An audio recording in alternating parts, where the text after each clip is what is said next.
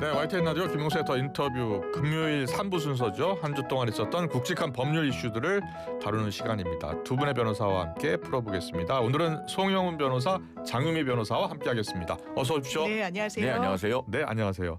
먼저요, 어제 있었던 경찰청장 탄핵 결정에 대한 이야기를 나눠보겠습니다. 만장일치 의견으로 파면된 거예요. 그렇죠? 네, 그렇습니다. 요약해 이게 주실래요? 헌정사에 사실 유례가 없다고 하더라고요. 경찰청장이 탄핵된 건. 그렇죠. 예. 그래서 이 부분도 일단 그 헌재에서 왜 이 파면까지 이를 정도의 이 중대한 예. 헌법 법률 위반이 있었냐고 봤냐면 네. 일단 이 계엄과 관련해서 먼저 진단을 내리는데 명백히 위헌 위법했다라는 거예요. 그걸 전제로 하고 예. 그 명령을 본인이 경찰청장으로서 이 위헌 위법한지도 가늠을 했어야 된다. 왜냐하면 이 조지호 경찰청장이 이 계엄을 선포한 그 당시에는 내가 불법인지 아닌지도 사실 헤아릴 수가 없었다 이런 주장을 했다라고 해요. 예. 거기에 대해서는 일단 시민들도 국회로 갈 정도로 일반 평균적인 시민의 관점에서도 이게 불법으로 인식이 됐는데 어떻게 경찰청의 수장이 이걸 모른다는 부분에 대해서는 그 항변을 받아들여주지 않았고요. 아, 그러면서 군도 그리고 경찰도 의무를 지시받은 부분을 소홀히 한 부분이 있기 때문에 예. 이 주장은 본인이 면책될 수 있는 사유가 되지 않는다. 이게 어떻게 보면 이제 법원에서 불법성 인식을 가지고 박성재 전 장관, 뭐 추경호 원내대표 이 다툼의 여지가 있다라고 해서 영장이 기각됐던 것과 좀 대비되는 설시가 나왔다고 좀 판단이 되고요. 그래요. 그러면서 그 현장에 선관위에도 보내고 국회에도 이 경찰력을 보낸 거는 완전히 이 국회 심의 표결권도 실질적으로 방해한 행위다. 이거는 탄핵에 이르러 마땅하다라고 만장일치로 결정이 나왔습니다. 네. 한덕수 전 총리하고 박성재 전 장관 때하고는 다른 결정이잖아요. 어떤 차이점이 있었던 거예요? 일단 조지호 경찰청장 같은 경우는 윤 전 대통령 탄핵 심판 때 예. 그 탄핵 결정문에 사실관계가 이미 상당 부분 자세히 나와 있었습니다. 아, 당시에 우리가 윤 전 대통령이 파면되는지 여부에만 사회적 관심이 쏠려 있었기 때문에 예. 그 결정문에 매우 자세히 나와 있었다는 걸 많이들 잊고 있어요. 계엄 당일 저녁 7시 20분부터 이른바 안가회동이 있었는데 네. 그때 윤 전 대통령이 조지호 경찰청장, 김봉식 서울경찰청장을 불러다 놓고 오늘 밤에 계엄을 할 거다라고 했고 예. 김용현 전 장관이 그때 A4 한 장짜리 문건을 주면서 경찰력을 어디에 배치할지 설명했다. 그리고 그 설명하는 걸 봤다고 윤 전 대통령이 인정했다는 게 현재 당시 탄핵 결정문에 네. 이미 있었습니다. 예. 그렇기 때문에 예. 어떻게 보면은 예고된 그 탄핵 결정이었다. 이렇게 보여지고요. 그래요. 한덕수 전 총리 같은 경우는 그 대통령실 CCTV가 헌재에서 탄핵 심판이 기각될 때는 드러나기 전이었죠. 아. 그렇기 때문에 인정할 수 있는 어떤 사실관계 자체에 전제의 차이가 있었다. 이렇게 보여지고 그렇군요. 박성재 전 법무부 장관은 법원에서 구속영장을 2번 기각하면서 예. 아직까지 다툼의 여지가 있다고 하는 상황이니까 예. 일단 이거는 법원의 판단을 좀 지켜봐야 될 것 같습니다. 그렇군요. 네. 그러니까 탄핵 소추된 고위공직자가 4명이 있었거든요. 네. 윤석열 전 대통령, 조지호 청장, 한덕수 전 총리, 박성재 전 장관이었는데 운명이 이제 갈린 거예요. 그런 것 같습니다. 완전히 경찰력을 직접적으로 동원해서 지휘 감독하면서 국회에 보낼지 말지. 왜냐하면 이렇게 집단적으로 본인 부하들을 현장에 보내고 할 수 있는 권한은 한덕수, 박성재 두 이 전직 그 국무위원한테는 없었던 거거든요. 네, 네. 그러니까 더 이 불법성이 뭐랄까요? 좀 명징하게 드러날 아. 수밖에 없는 지휘와 감독의 그 수장으로 있었다는 점이 이렇게 그렇겠네요. 파면까지 이르게 된 예. 경위였던 것 이번 같습니다. 파면 결정이 관계자들의 재판에도 영향을 미칠 수밖에 없지 않나요? 그렇죠. 예. 그리고 뭐 조지호 경찰청장 같은 경우는 그런데 이 12.3 비상계엄에 관련된 인물들 중에서 가장 뚜렷하게 반성하는 태도를 보이고 있습니다. 진술도 구체적으로 하고 있고 예, 예. 어제 탄핵 결정에 대한 입장도 헌재의 결정을 존중하고 앞으로 이런 불행한 일이 다시 없기를 바란다는 취지로 나왔잖아요. 예, 그리고 지금 현재 보석이 허가되어 있어서 석방되어 있는 상태인데 예. 본인의 신병이 중한 것도 있습니다만 그만큼 이렇게 반성하는 태도를 그래도 뚜렷하게 보여주고 있기 때문에 네. 법원이 그런 부분을 많이 참작하고 있는 것이 아닌가 보여집니다. 네. 잘 들었습니다. 그리고 어제 나온 내란 전담 재판부 대법관이 어제 결정을 내고 내규를 바꿔서 이제 전담 재판부 만들겠다고 한 거예요. 예. 그 내용을 좀 자세히 좀 이야기를 해주셨으면 좋겠는데 민주당이 새롭게 내놓은 수정안과는 어떻게 다른 거예요? 이게 무작위 배당이냐 아니냐의 큰 차이가 그게 결정적인 다른 거예요? 것 같아요. 또 하나는 법률이냐 예규냐. 네. 그러니까 예규라는 건 대외적으로 강제성은 없습니다. 그러니까 내부에 약간 가이드라인 같은 거여서 예. 일단 이걸 추진해왔던 민주당 입장에서는 이게 뭐 영속성이 있거나 어떤 변수에 이제 좀 탄탄하게 그냥 갈 수가 있느냐라는 좀 물음표가 좀 있는 것 같고, 또 하나는 민주당에서는 그러니까 위헌 요소를 좀 덜어내는 방향으로 논의가 있었지 않습니까? 그러니까 이제 외부에서 원래는 이제 법무부, 판사회의 그리고 헌재 추천위원회를 각자 추천한 사람들로 구성한 다음에, 이건 법원 외부 인사들이잖아요. 네. 거기서 내란 전단 재판을 맡을 법관을 추천하고 최종적으로 대법원장이 하자라고 했는데, 그 논의 끝에는 이게 법관 회의가 됐든 다른 이제 판사 주체가 됐든 법원 내에서 추천위를 구성해서 내란 전단 재판부를 구성하자. 그리고 최종적인 대법원장의 인사권 행사를 보장하자라는 게 지금 민주당의 논의고, 대법원의 예규는 지금 이게 항소심에서 하겠다는 겁니다. 그럼 서울 고등법원으로 갈 거예요. 네. 거기에 10개가 좀 넘는 형사 고등 재판부가 있는데 거기에 무작위 배당. 그래서 배당이 되면은 그 해당 재판부를 집중 심리를 할 수 있는 전담 재판부로 지정을 해서 맡고 있던 사건은 다 재배당을 하고, 왜냐하면 내란 전담을 해야 되니까. 예. 거기도 이제 지금 계속 중인 재판을 하고 있는 게 있을 거 아니에요. 그리고 판사 충원을 해가지고 이 재판부에 몰아주는, 그게 이제 지금 대법원에서 이 안으로 내놓은 겁니다. 그래요. 그런데 이게 내규로 이렇게 정할 수가 있나 보죠? 대법원 예규는요. 예. 실제로 법원 내에서는 굉장히 강한 구속력을 가진다고 보시면 됩니다. 그래요? 실제로 판사들이 재판할 때는 이 재판 예규, 그다음에 선례 이런 걸 굉장히 많이 참고를 하고, 네. 이게 공식적으로 대외 공표도 됩니다. 검색도 가능하고, 그리고 법원 내에서는 이걸 그렇게 쉽게 뒤바꿀 수 없습니다. 대외적으로 천명을 한 것이니까요. 그래요. 그래서 이게 법률은 아니지만 사실상 법원 내부적으로는 법률과 다름없을 정도의 구속력을 가지게 될 거예요. 예. 그리고 대법원이 어제 내놓은 안은 이제 민주당 안과 결정적으로 뭐가 다르냐면, 예. 재판을 정말로 빨리 하는 것만이 목적이냐, 아니면은 원하는 결론까지 내는 걸 의도하는 것이냐에 대한 리트머스 시험지를 대법원이 제공하는 겁니다. 그래요. 그러니까 지금 서울고등법원에는 형사합의부가 16개가 있습니다. 그중에 어느 재판부든지 무작위로 배당을 하고, 예. 그 정해진 재판부를 전담 재판부로 만들어서 다른 사건 다 빼겠다는 것 아니겠어요? 그런데 민주당 안은 이제 수정안이 그 전국 법관 대표회의, 판사회의가 추천위원을 구성해서 네. 그들이 어쨌든 재판부를 정하는 거예요. 그렇게 해서 그 사건을 몰아주겠다고 하는 거니까 결국은 판사를 특정해서 정하느냐 아니면 무작위로 배당하느냐의 차이가 있는 건데, 예. 원래 공정한 재판을 받을 권리 핵심은 내 재판을 담당하게 될 법관이 어떻게 정해질지 그 규칙만 정해져 있고, 그 규칙 안에서는 무작위, 그러니까 랜덤으로 정해진다는 거에 핵심이 있는 겁니다. 예. 많은 헌법 교과서들이 이것에 대해서는 이론이 없이 서술을 하고 있어요. 그런 점에서 대법원의 안은 무작위성을 지킬 수 있다는 점에서 평가받을 만하다고 봅니다. 그래요? 그런데 왜 이렇게 뒤늦게 이 전담 재판부 이야기를 꺼냈고 예규로 한다고 했을까요? 그러니까요. 이게 이제 법원에서 처음에는 전담 재판부도 위헌인 것처럼 얘기를 했었어요. 그러니까 예. 전담 재판부 구성하는 것 자체가. 그런데 이 내란이라는 거는 수괴가 있고 이 주요 임무 종사가 있고 부하 수행하는 사람들 이 구조를 띠고 있는 범죄거든요. 예. 그래서 각각을 봐서는 사실 실체적 진실에 접근하는 게 상당히 제한될 수밖에 없어요. 이 범죄의 성격상. 우두머리인 윤석열 전 대통령의 지시를 다 각각의 역할에서 수행했던 부분이잖아요. 네. 그래서 재판부가 이걸 집중 심리하고 볼 필요가 있는데, 사실 법원에서는 이것도 위헌이다 막 이런 얘기를 했고, 국민의힘에서도 마찬가지였고, 진짜 위헌이라면 이런 예규를 만들 수가 없는 거겠죠. 예. 그러니까 대단히 저항을 하다가 이 부분과 관련해서는 해태하고 제대로 논의하지 않다가 이 법원 밖에서 논의가 진척이 되니까 하는 거 아니냐. 또 원래 민주당에서 계속 논의했던 안을 본회의에 이제 상정하겠다고 했었습니다. 그런데 네. 그 직전에 내니까 이거는 어떻게 보면 입법권에 대해서 제동을 걸려는 건가? 이런 이제 뭐 비판까지 나오고 있는 상황입니다. 대법원이 법관들의 의견을 충분히 지금 다 수렴해서 나온 입장인 거예요? 그렇죠. 법원 내부에 예. 여러 가지 여론도 많이 참작했을 걸로 보이고요. 그리고 결정적으로 이제 민주당 안과 다른 부분은, 민주당은 애초에 내란 특별재판부를 만들려고 했었죠. 네, 그것이 네. 이제 과연 헌법상 특별법원은 군사법원만 허용되는데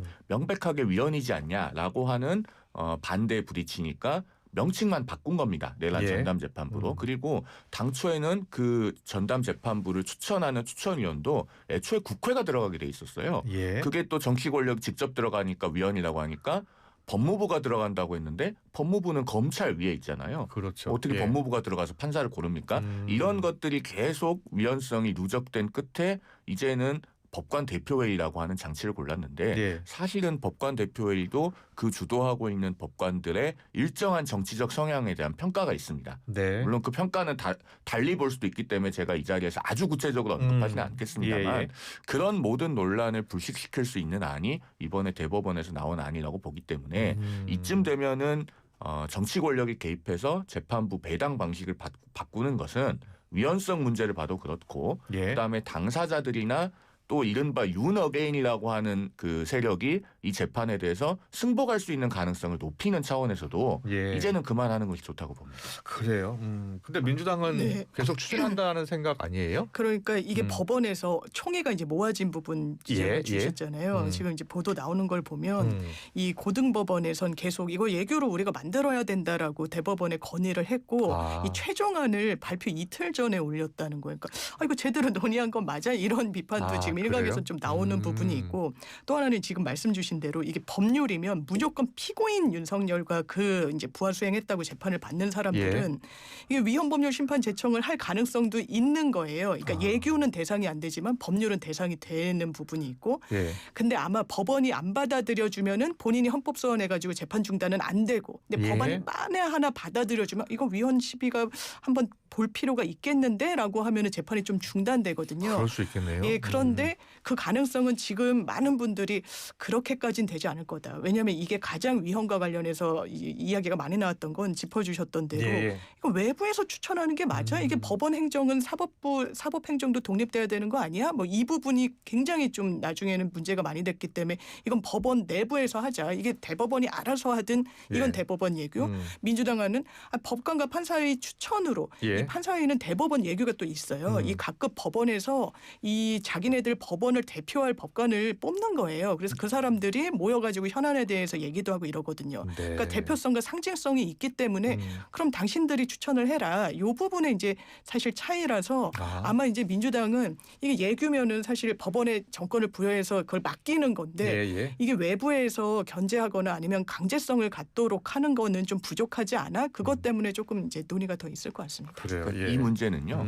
공정한 재판을 받을 권리의 핵심인 무작위성으로 돌아가서 봐야 됩니다. 결국은 대법원이 내놓은 안은 어쨌든 이미 존재하는 16개의 재판부 중에 어느 하나에 무작위로 배당을 한다는 거니까요. 예, 그런데 전국법관 대표회의가 판사를 고르든 판사회의가 판사를 고르든 골라놓고 배당하면은 이 부분은 공정한 재판을 받을 권리를 침해한다는 논란으로부터 자유롭지 못한 거예요. 예. 우리가 이걸 하나 기억했으면 좋겠는 게 12.3 비상계엄은 가장 헌법의 테두리 바깥에 있었던 일입니다. 네. 그러나 우리 사회는 그것을 가장 헌법의 틀 안에서 합헌적으로 해결해 왔어요.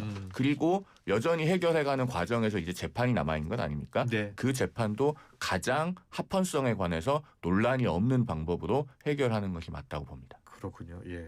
어제 대법원이 내놨기 때문에 당내에서도 좀 논의를 더 할 수 있을 것 같아요. 예, 이 부분과 관련해서 그럼 어떤 대별점이 있고 차이점이 있느냐? 그러면 네. 이것을 전적으로 수용을 할 것이냐? 아니면 우리가 이 스케줄 갖고 했던 걸 이 계속 입법화까지 할 것이냐에 대해서는 조금 고민이 앞으로도 있을 수 있고 다만 좀 수렴되고 있는 의견은 그래도 입법으로는 마침표를 찍어야 될 것 같다. 예. 왜냐하면 이게 무게감이 좀 다른 부분이 있고 예규와 법률이라는 거. 법률은 완전히 모든 사람을 법적으로 구속하는 건데 예규는 이 안에서의 강제성을 갖고 있는 거고 대외적인 강제성 뭐 이런 거는 좀 부족하고 또 법률이 생기면 이 예규는 무용화되는 거예요. 그렇죠. 사문화되는 거죠. 예, 예. 아무래도 이제 상위법이 더 우선하니까. 그래서 거기에 대해서는 민주당은 입법 추진으로 간다라는 것은 정해진 입장입니다. 그래요. 그리고 민주당이 이번 법안에 포함된 게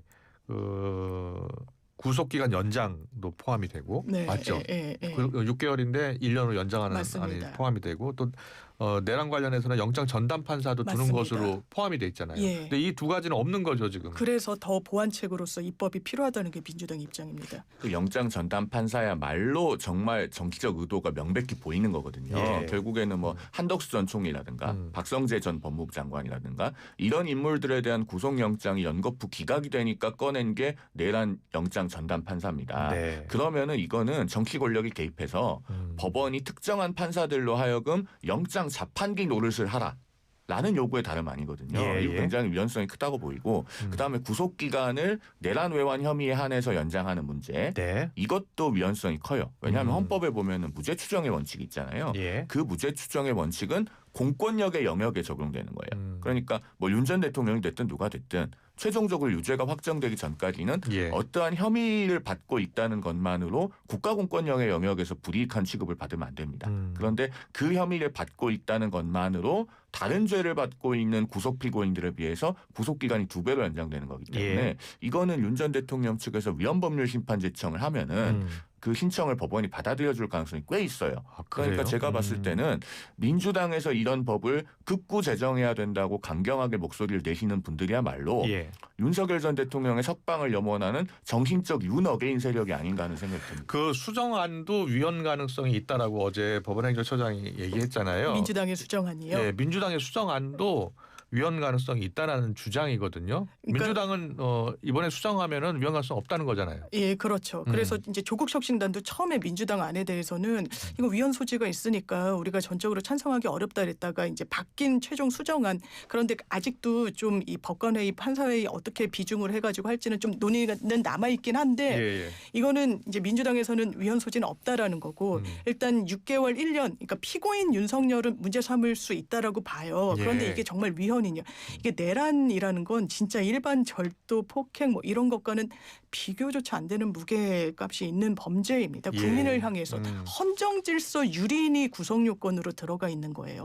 그래서 입법자가 결단으로 구속기한을 이 부분을 1년으로 연장하는 게 완전 위헌으로 판단이 될 것인가? 그래 보이진 않는 부분이 있고 영장전담도 기각되니까 우리 영장전담 이런 논의의 과정이 있었던 게 아니라 예. 민주당에선 초기부터 아니 이 구조상 전담 재판부는 있어야 되는 거 아니야? 그게 뭐 특별히든 뭐든 어쨌든 그 문제의식을 갖고 있었고 그 연장선상에서 왜냐하면 다 쪼개서 본단 말이야. 지금 중앙지방법원에 있는 4분의 판사 영장 예. 전담이 각각 박성재 따로 이상민 따로 누구 따로 보는데 예, 예. 그러니까 이게 전체적인 맥락을 못 보고 또 어떻게 보면은 이 뭐 21g 관련해 가지고서는 영장이 발부되는데 그보다 훨씬 더 중한 죄를 지은 것으로 좀 보이는 그 국무위원들 박성재 전 장관 이런 부분은 다툼의 여지가 있다. 이래 가지고 또 기각이 되고 예. 이거 한 그 전담이 계속해서 영속성을 갖고 봐야 되는 거 아니야? 문제의식은 이게 영장 단계든 아니면 이게 공판 단계든 계속해서 갖고 왔기 때문에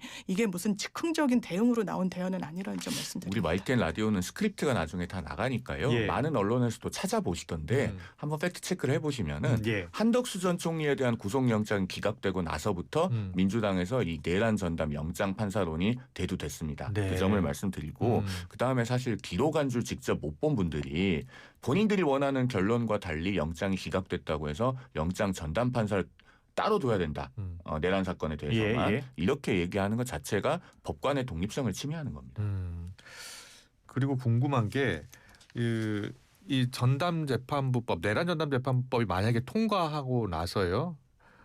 윤석열 전 대통령 측이 위헌 소송을 하면 재판이 중단되는 거예요? 아니면 계속 될 수도 있는 거예요? 이게 경우의 수가 나눠져 있는데요. 일단 자기가 재판을 받고 있는데 전제가 되는 법률에 대해서 이거 위헌인지 아닌지 판단받고 싶어하는 당사자들이 있을 수 있잖아요. 그럼 직접 헌재로 가져갈 수는 없고 판사님 지금 자기 재판을 하고 있는 판사한테 판사님 위헌 법률 제청을 이게 판사의 권한이거든요. 네. 이제 하도록 저희가 신청합니다. 판사님께. 그러면 헌재로 가져갈지 이건 말도 되지 않는데 이거는 합법이라고 보는데 이제 전속적으로 그 판사가 판단을 하는 거예요. 판사가 결정하는 거군요. 네, 그래서 이것을 판사가 이건 다툴만하다 해서 위헌법률 심판 제청을 헌재하면 그건 중단돼요. 네. 그런데 안 할 수도 있잖아요. 그러면 안 하게 되면 당사자는 헌법 소원을 할 수 있습니다. 근데 헌법 소원을 해서 직접 헌재로 이거 제가 신청한 거 법원이 안 받아주셨는데 이거는 문제가 있어요라고 했을 때는 재판이 중단되지 않습니다. 그러니까 경우의 수가 나눠져 있습니다. 예. 알겠습니다. 뭐 일각에서는 이 재판을 신속하게 진행하기 위해서 내란 전담 재판부를 두는 건데 만약에 위헌 소송까지 가면 더 지연될 수 있다라는 시각도 그것도 있더라고요. 열어놓고 판단을 해야 되죠. 법원이 안 받아들여 줄 걸로 지금 보입니다만 수정안이 혹여나 1%라도 있으면 늦어질 수는 있는 거죠. 그러니까 단순히 이제 재판이 늦어지는 문제만 그치는 것이 아니고 법원이 위헌재청 신청을 받아들여서 헌재에 보내게 되면 그 형사 재판이 중단되잖아요. 그러면 구속 피고인들을 석방해 줘야 됩니다. 그 문제가 있는 거예요. 그래서 제가 앞서도 이 법을 굳이 제정해야 된다고 강경하게 말씀하시는 분들이야말로 정신적 윤어게인 세력이다라는 말씀을 드립니다. 알겠습니다. 잘 들었습니다. 계속해서 이재명 대통령이 최근에 이 정부 부처 생중계 업무 보고를 받고 있잖아요. 네, 날카로운 질문 답변 나오고 있고요. 뭐 일각에서는 갑질이다라고 하는 비판도 있기는 합니다. 특히 국민의힘이 주장하고 있는데 이재명 대통령과 이학재 인천공사 사장 그 책갈피 달러 외화 밀반출 관련해서 누가 책임을 져야 하느냐 부분을 가지고 계속 공방이에요. 누구 말이 맞는 건지. 참 우리 송 변호사님은 일단 결론부터 말씀드리면 공항에서 출국하는 사람들을 대상으로 외화 밀반출을 단속할 수 있는 권한은 기본적으로 관세청에 있죠. 그래서 관세청이 지난달 17일에 그 외화 밀반출 모범 단속 사례 같은 것도 발표를 하고 앞으로 특별 그 단속 강화를 하겠다고 보도자료 냈습니다. 권한은 관세청에 있고 그다음에 이 양해각서라고 하는 것은 이제 법적 구속력이 없다는 것은 많은 청취자들께서 한 번쯤 들어보셨을 거예요. 그래서 민주당이 한미 관세 협상 관련한 그 양해각서도 법적 구속력이 없기 때문에 국회 비준 대상이 아니다. 이렇게 얘기하고 있는 것 아니겠습니까? 그러니까 법적으로 구속력이 없다는 점에서는 이학재 사장의 말이 맞아요. 그런데 이제 실제로 업무를 누가 수행하고 있느냐라고 보면은 인천국제공항공사도 아니고 관세청도 아니고 실무적으로는 인천국제공항 보안이라는 회사가 있습니다. 인천공항공사의 자회사죠. 여기 직원들이 보안 검색을 하면서 보안 검색하다가 뭐 외화가 뭉치로 나온다. 그러면 세관에 인계하는 거예요. 그렇게 되는 거기 때문에 지금 어떻게 보면은 대통령의 말도 정확하지가 않고 다만 공항공사 사장도 법적으로 공항공사 임무가 아닌 것은 맞지만 그렇다고 사실상 공항공사가 아무 관련이 없냐면 꼭 그렇지만은 않다. 이 정도가 아마 정확한 정리가 되지 않을까 싶습니다. 그러니까 이학재 그 사장님이 송 변호사님 말씀 주신 대로 답변했으면 되는 거예요. 대통령 앞에서. 그런데 그 앞에서는 저도 이걸 영상을 몇 번 봤는데 좀 어버버 이렇게 답변을 잘 못하시더라고요. 업무 분장에 대해서도 뭐 아니다 뭐 이렇게 막 이러다가 나중에 뭐 MOU 체결된 거 나오니까 뭐 법률적으로 우리 업무가 아니다. 나중에 말씀을 찾아보고 하시는 걸로 보이는데 업무 파악이 제대로 되신 분이라고는 생각되지 않습니다. 근데 여기서 이제 하나 좀 짚어보고 싶은 거는요. 대통령이 이 문답이 있고 나서 그러면은 수화물 다 열어서 뒤지라는 지시를 한 거잖아요. 그런데 그건 현실적으로 불가능합니다. 우리나라 인천 그 국제공항에서요. 하루 평균 출국자 수가 8만 7천 명입니다. 그런데 공항의 보안 검색 인력은요. 작년 기준으로 1,854명이 있어요. 이게 정원을 다 채워도 2,058명이거든요. 그럼 2,000명 갖고 하루에 9만 명을 어떻게 검색합니까? 하나하나 다 열어서. 이게 추석 연휴 같은 그 성수기에는 하루에 22만 명도 출국을 해요. 2,000명 가지고 만약에 이걸 다 뒤지면요. 공항은 그냥 마비될 겁니다. 그러니까 대통령이 그렇게 비현실적이고 불가능한 지시를 하는 건 대단히 부적절하다라는 점까지 좀 짚고 넘어갔으면 합니다. 그리고 어제 이재명 대통령이 대전 충남 지역 민주당 의원들과 만나서요. 통합 광역 단체장 뽑는 거 어떻게 했느냐라는 의견을 제시했는데 실제로 가능할까요? 가능한 것 같아요. 왜냐하면 성일정 의원이 45명의 국민의힘 의원들과 함께 입법 발의한 내용이 있는데 상당히 구체적이더라고요. 그래서 대전 충남을 합쳤을 때 이게 인구수로도 경기 서울에다면서 나눠 이어서 3위가 되고 네. 또 대전이라는 건 과학 도시라는 상징성이 엄청 있고 거기에 대해서 기반을 조금 더 하겠다, 그러니까 지원하도록, 그러니까 가져가겠다라는 부분에 대해서는 이게 여야 쟁점으로 뭐 갈등을 빚을 사안도 아니고. 예. 그러면 지금 뭐 현실적으로는 대전 충남으로 할지 충남 대전으로 할지 예. 그리고 시청과 도청을 같이 운영할지 뭐 분별해서 운영할지 뭐 이런 이제 세부적인 논의는 있지만 큰 틀에서는 예, 이 부분은 합의가 된 것 같습니다. 여야 같은 생각이에요? 글쎄요, 이건 대전, 충남 지역민들의 의사가 제일 중요할 것 같고요. 예. 그래서 제 개인적인 의견으로는 이런 부분은 주민투표를 좀 거쳐야 되지 않겠는가 싶어요. 그리고 우리가 이제 공론화라고 하는 말을 많이 쓰잖아요. 예. 공론화라고 하는 건 사실 아래로부터 올라오는 겁니다. 대통령이 어느 날 갑자기 업무 보고를 받다가 이렇게 지시를 해서 위에서부터 내려오는 것이 공론화 과정인가라는 점에 좀 의문이 있어요. 왜냐하면 지금 지방선거가 6개월도 안 남았습니다. 특히 선거인 명부를 5월 12일부터 작성하고요. 후보 등록이 5월 14일부터예요. 지금 12월 19일이잖아요. 예. 그럼 5개월 이내에 모든 행정 절차 그리고 통합광역자치단체의 광역의원 선거구 조정까지 다 완료가 돼야 됩니다. 그게 물리적으로 가능하겠는가 싶거든요. 그러면은 이렇게 위에서부터 한마디가 내려와서 뭔가를 촉발시키는 것이 상당한 혼란을 초래할 수 있기 때문에 과정을 충실하게 거칠 수 있겠는가, 여기에 대한 우려는 좀 듭니다. 네. 마지막 질문 드릴게요. 쿠팡이요. 네. 영업 정지를 검토하고 있는 것 같아요. 쿠팡에 대해서 정부가 가능할 것 같습니까? 예, 이게 전자상거래법을 보니까 이 그 소비자들의 정보가 유출되고 그게 네. 재산적 손해를 끼치고 이 회복이 어려울 것 같은 경우에는 1년 이내로 영업정지 처분도 내릴 수가 있고 또 과징금 처분도 내릴 수 있도록 돼 있더라고요. 그래서 예, 예. 이 법을 근거로 아마 좀 이 후속 절차가 있을 것 같습니다. 영업정지는 이재명 정부 내에 못합니다. 무슨 왜냐하면요, 영업정지 처분을 내려도 이게 뭐 변호사들은 많이 아시는 이야기일 텐데 바로 그 영업정지 처분을 받은 쪽에서는 법원에 집행정지 신청에 들어갈 겁니다. 그리고 영업정지가 되면은 당장 타격이 크기 때문에 예. 회복하기 어려운 손해가 있다는 이유로 법원이 집행정지 신청을 매우 잘 받아주는 유형의 행정처분이 영업정지예요. 예. 그러면 이제 쿠팡은 영업정지 당하면은 1, 2, 3심까지 다 갈 거잖아요. 그렇군요. 대법원 판결 나오는데 못해도 1, 2, 3심 합해서 한 5년 걸릴 겁니다. 그래서 이재명 정부 내에 영업정지 시키는 것은 불가능할 거다라고 말씀드리는 겁니다. 네, 알겠습니다. 여기까지 듣겠습니다. 법의 찬미 장유미 변호사, 송영훈 변호사와 함께했습니다. 잘 들었습니다. 감사합니다. 감사합니다.